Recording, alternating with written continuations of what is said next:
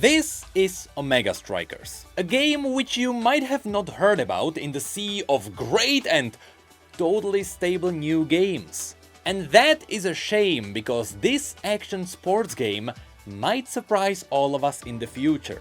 Because it definitely has potential, and from the gameplay that was shown to us so far, it is simply really good. But also, this game has a cool background. I've kept an eye on this game for a while, because back when I was still covering League news, I was following a bunch of Rioters on Twitter. And over time I noticed that more and more Rioters left as others took their place, which that doesn't really have to be a red flag. But as I was covering the news around League, I noticed that some Rioters joined Odyssey Studios, who were working on a brand new game. One example of such writer I can give you from the top of my head is Riot Maple Nectar, who is now known as Odyssey Maple.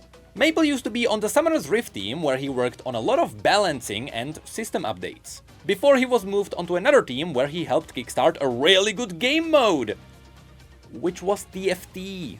And after that, he got to work on Omega Strikers. Another writer you might remember if you are a boomer is Cactopus. He was the global communications lead for League of Legends. In the past, he was the one who pushed a lot of the League updates and news onto the player base. And the fact is, you may remember these guys from the quote-unquote golden days of League of Legends. So already I started wondering, how would that reflect on Omega Strikers? Well, the answer is, in a really good way. So now, without further ado, let's have a look at the game itself. And let's talk about why it's so good.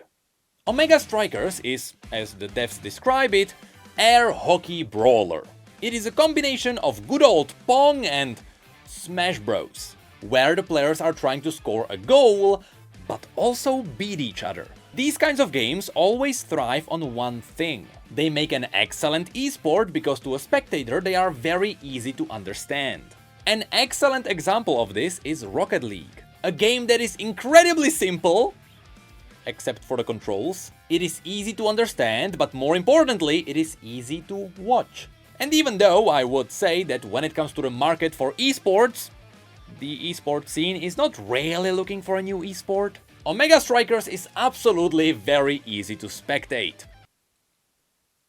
At least after you play the game at least once. The goal of the game is simple.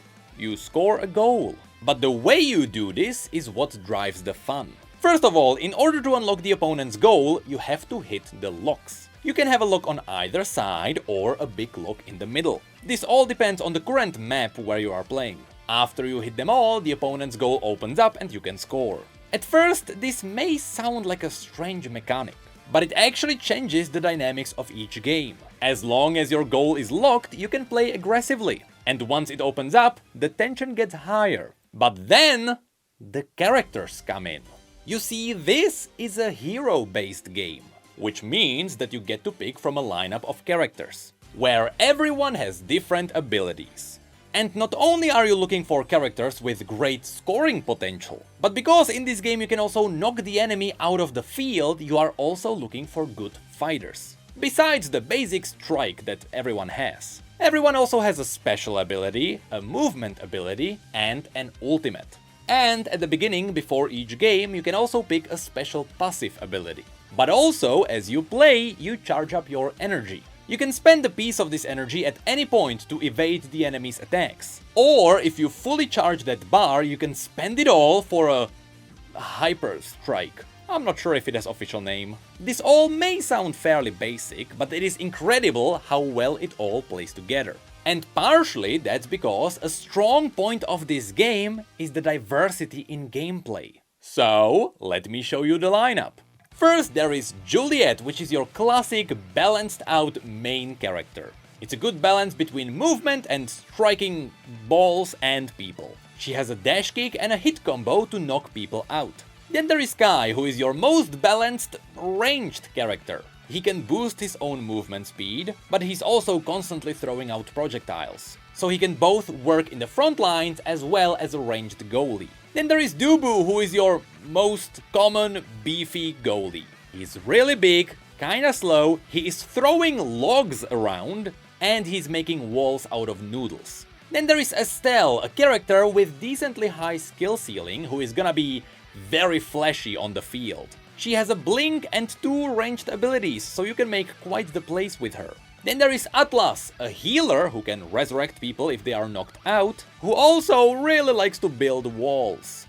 Of course, he is a really good goalie. Then there is Juno, a slime girl that is spawning more slimes around the field that can actually hit the ball for you. Some people consider her overpowered, but it is fairly easy to outplay her if you know where the slimes are. Then there is Drekar, an assassin who has stealth. He is great at going into stealth and then striking the ball when you don't expect it, or going into stealth and using his shotgun to just blast people off the field. He is quite fun to play. Then there is Rune. Totally not Rise. It's a teleporting mage who can banish people away so they can't hit the ball. This one can also make quite flashy plays. Then there is X. Well, I don't think you'll see much of this guy.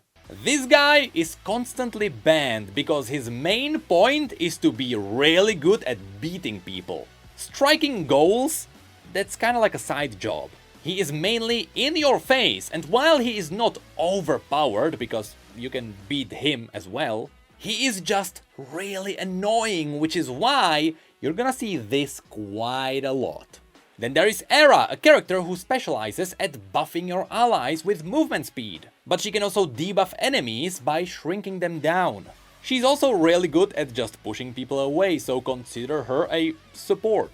Then there is Luna, my main. While I don't really connect with this character on the fantasy side, I really like her gameplay. She can rocket dash across the entire field, but you can also pair this with a passive ability that allows you to blink to where you dashed from, which means that if you are a goalie, you can get really offensive at times. She also has a long-ranged rocket to really annoy people, and her ultimate is a giant nuke. Fun fact, during the beta, I got diamond with her. Next there is Asher, a beefy lady with 2 shields. But don't you think she's defensive, because she can smack people with them. Also, she can build walls with them that just push everything away. And often off of the field. Then there is Me. I know it's a play on AI, I just really don't know how to pronounce that name. It's a glitchy cat that is also a really flashy ranged character. She has a blink, she has a ranged explosion, and she can build a conveyor belt that just pushes everything forward. And sometimes off of the field. Then there is Zentoro, a kid with a blade that is kinda similar to Juliet. It's a good balance between movement speed and attacking, except he is using a blade to cut people up. And lastly, there is Rasmus, who is totally not sexy Thresh. He has a very cool hook ability that can pull people or the ball towards him, and a really powerful chain slam. Now remember that when you queue up in this game, you have 2 roles to play. You can either be a goalie or forward. And everyone can be played in both roles. So even though Dubu is just built as a really good goalie, just imagine how annoying he is when he builds a wall in your goal. So yeah, anything can work. So this is the lineup of the characters so far. And already it feels great. However, that is still not it. During the beta, the devs noticed that even though people really like to play this game at the beginning, after a while some people thought it was repetitive and they just stopped playing. This was because in the beta there were no locks, that entire mechanic didn't exist, and the diversity between the different maps wasn't that great. So, as a response, not only did they make new maps, which also visually look really good, and they gave them the new lock mechanics, which separated all the maps from each other, but they didn't think that would be enough, so they also turned this game into a roguelike. To win in this game, you have to win 3 sets, where in each set you have to score 3 times. But in between each set, everyone drafts from a pool of random powers. And this is what raises the gameplay even higher. Because the power-ups can be anything from giving you longer ranged abilities, to more damage on your ultimates, to higher speed, bigger models being resilient to damage, you get extra charges on your abilities. It's very impactful, which makes these choices actually matter. And more importantly, it actually makes every game feel slightly different. For example, as a Luna main, yeah, I am gonna notice when some of my abilities suddenly have global range. This is a system that came as a surprise to a lot of people, because in the beta these power-ups were just runes and masteries. You know, things that you just pick once and then you never change it. Well, because that system seemed pointless, they just turned it into a roguelike. And it works so well. Now, of course, as we are talking about all of this, we have to mention that this is a free-to-play game. So, let's talk about the monetization. Simply said, it is exactly the same as League of Legends, except no gambling, no capsules, no boxes and keys. You can acquire new characters by either just playing the game or buying them from the store. There are also skins. Some of these are really creative, but a lot of characters still don't have any, because this game is still fairly new. So I have not much to say on this yet, it's just that the skins that are in the game are quite good. You can also buy emotes. Yes, just like in League, you also do have emotes. And these are very cool, because a lot of them are memes. And because there is no in-game chat, thank God, you can't really get toxic, so everyone is just desperately spamming emotes. And honestly, it's great. Also, when you score a goal, there is a special explosion. And yes, you can visually change this explosion. Some of these will be earnable for free, but others are paid. And lastly, yes, this game also has a battle pass. It's a pass that lasts way over 100 days. So there is plenty of time to finish it, but it is still a battle pass at the end of the day. At the very least, there are so many rewards in this pass that the progression is going through quite quickly. I'm kinda indifferent when it comes to battle passes in games, so it's there. It seems fine. But now, speaking of cosmetics, there is another thing which we have to mention. The graphics. You see, visually, this very much looks like a cartoon. And that's not only because stylized graphics are simply better for live service games, because they can just last almost infinitely, but also Omega Strikers looks like this because it is optimized so well. Like really, this game actually has no shadows. All the shadows are pre-baked into the textures. And when you see a wall somewhere, be it on the ground or on a wall behind the characters, it is actually a second dark model that's behind them. This may sound weird, but the reason why this is there is because there is nearly no post-processing anywhere.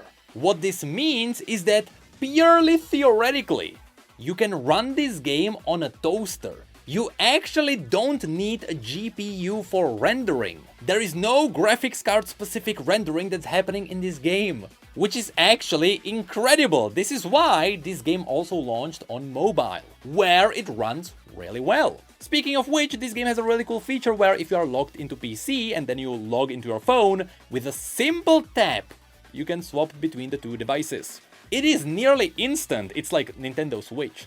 But yes, while the graphics may look simple, there is a good reason why they look this way. And still, the stylization is really good.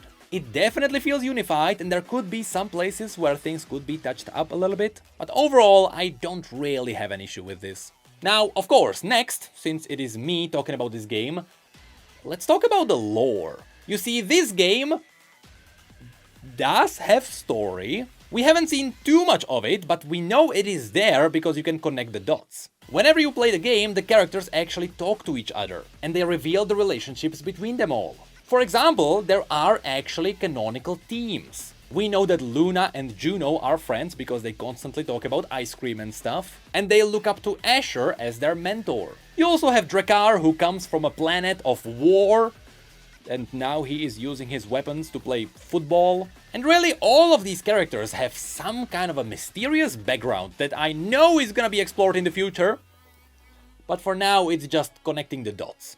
So overall, you know how every single time we talk about a game I say that the gameplay is the most important? Well, in Omega Strikers they absolutely took this to heart. The gameplay of this game is simply phenomenal. And it seems like the devs know that they have a gem on their hands. Because, let me tell you, they feel very confident with their own product. On one side, this is why they went crazy with the marketing. In case you don't know, the launch trailer, or the anime, was actually made by Studio Trigger. which is a really big name in the anime field. And it shows because the launch trailer is really good. And again, it shows you all the canonical themes, so we know there is hidden lore. Next, you can tell how the devs actually respond to feedback, which is why they came up with the entire lock system and why they made all the new maps. They are working on shorter new game modes, and it seems like they are constantly adapting to what people wanna see.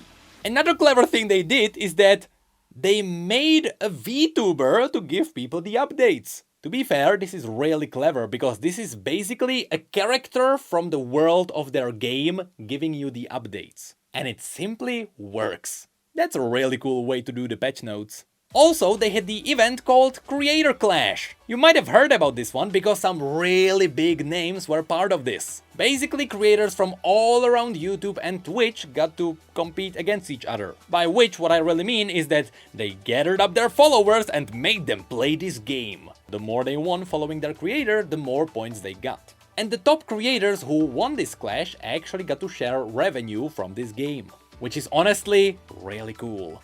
And lastly, we can also mention that yes, in this game there are some voices which you may recognize. I don't really want to spoil them because it's really cool when you recognize them, but there are definitely some YouTubers here. But that's pretty much all I wanted to say. Overall, I have to say, this game is not getting the attention that it definitely deserves. At least, right now. This game is simply really good. So I wouldn't be surprised if, after a while, after it got more updates, this game showed up again. Because that's what happens to every big game these days. It is very rare to see a game blow up overnight. They usually just slowly bubble up to the surface. And Omega Strikers is a game that has the potential to do exactly that. Now excuse me, I'm gonna go back right into my gacha story arc.